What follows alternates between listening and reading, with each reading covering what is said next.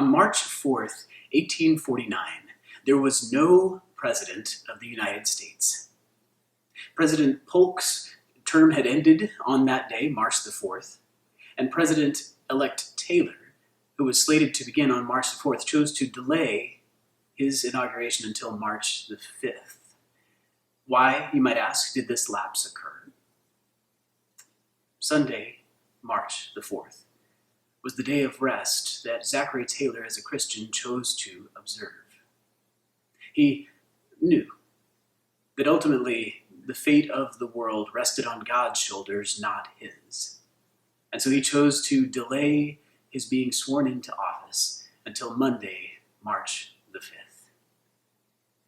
Let that sink in for just a moment. The most powerful man in the world, the President of the United States, chose to pause for a day of rest before beginning his presidency. And you know what? The nation was just fine. I think Zachary Taylor understood that the fate of the world rests on God's shoulders, not on ours. And rest reminds us who's really in charge. In the biblical account of creation that we read a portion of just a few minutes ago, God makes the world and everything in it in just 6 days. And on the 7th day, God sets that day aside as a day of rest, as a day that is holy, is consecrated, a day that is special, a day to pause. Now, what's interesting is that God didn't actually need to rest. God is omnipotent. He just made the whole universe. It's not like he needed to take a breath. He could have kept going if he wanted to.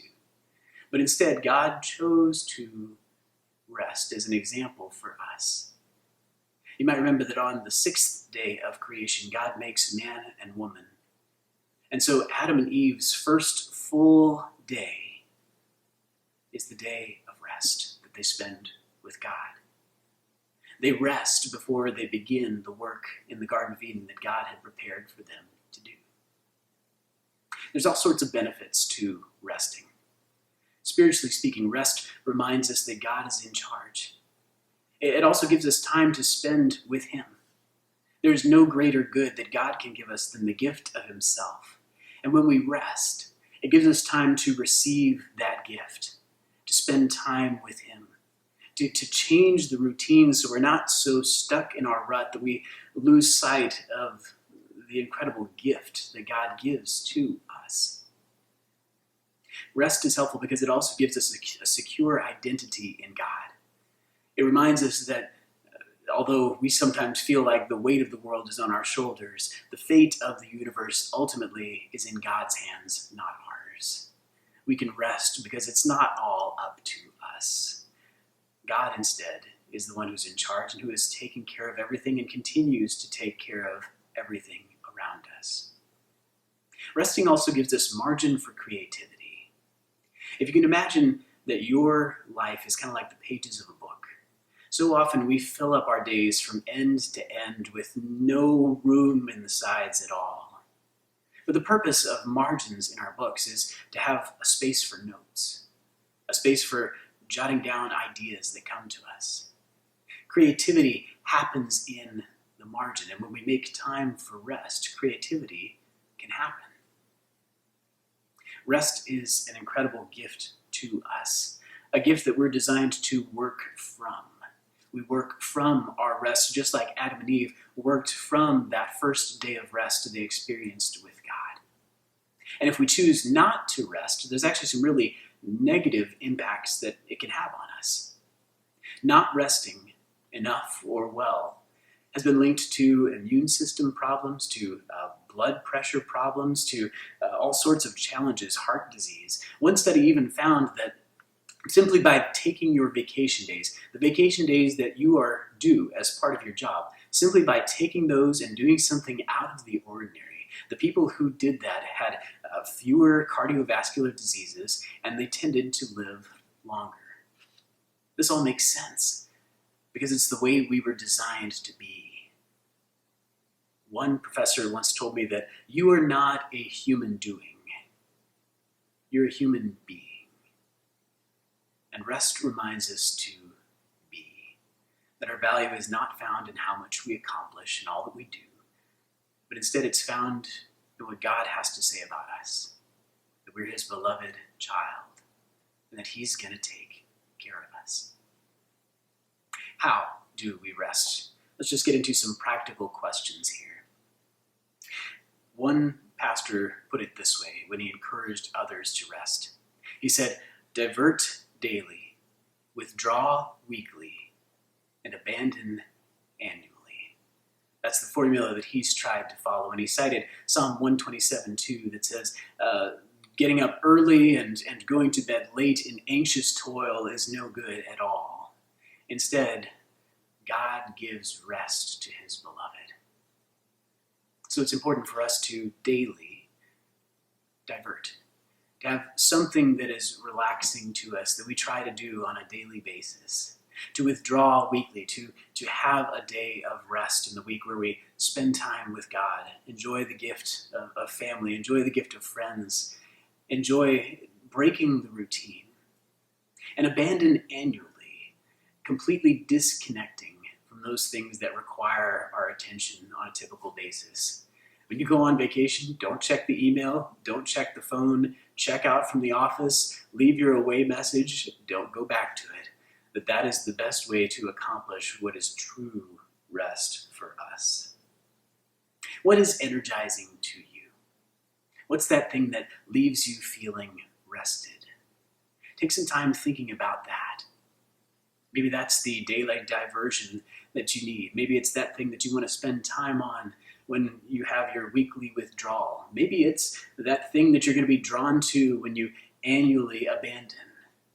As we chatted with our team just a little bit ago, several people shared that they enjoy a whole variety of topics, a whole different variety of things, from gardening to waxing the car, that those are relaxing kind of daily activities for folks. One person mentioned they really enjoy silence, just sitting and listening to the quiet. Another person mentioned that their place as a family is going to Disney, that is the most relaxing place to them, as a place of familiarity and fun. What is that thing that is energizing to you? And how might God be calling you to rest in that, to spend time in his presence, to enjoy the gifts that he has given? What is your next step for rest? Rest is important to us, but so often we struggle with making room for it. So I want to encourage you to make room for margin. If you need to take out your calendar and schedule your day off, schedule a diversion at the end of the day, schedule that vacation that you've been wanting to have for a long time, get out the calendar, mark it down. If you have to change it later, so be it. Take some time to schedule in rest. If you take a look at your calendar, your schedule of things to do, and say, there's just no way that I can possibly do this, and then I'd encourage you to start thinking about what are the things that only you can do. Andy Stanley is a pastor, but also a leadership expert, who shared this principle: only do what only you can do. He says that if we really lock in to those things that God designed us to do, we're going to be more fulfilled, we're going to be more productive. And he also shared that there are other people around you who are probably going to be able to pick up those things that they could do as well. Another pastor shared the 70% rule, which basically says if somebody else can do a job 70% as good as you can, it's probably time to encourage, equip, and release them for that. By only doing what only you can do, and other people doing what only they can do, as a team, we end up being stronger together. And we end up having more time for rest, more time to be able to spend enjoying God's presence and enjoying his gifts. Hurry and worry add nothing to our life. Pause. Pause and remember who's really in charge. The universe is on his shoulders, so we can rest in him. Would you pray with me? Father, thank you for your gifts for us, for the gift of rest, for the reality that the world does not rest on our shoulders. Instead, it's on yours. Help us to believe that. Help us to be able to trust that, to live in that reality. Where we need to make room for that rest, for spending time with you and enjoying your gifts, Lord, help us to be able to find that. Give us courage to be able to trust your word.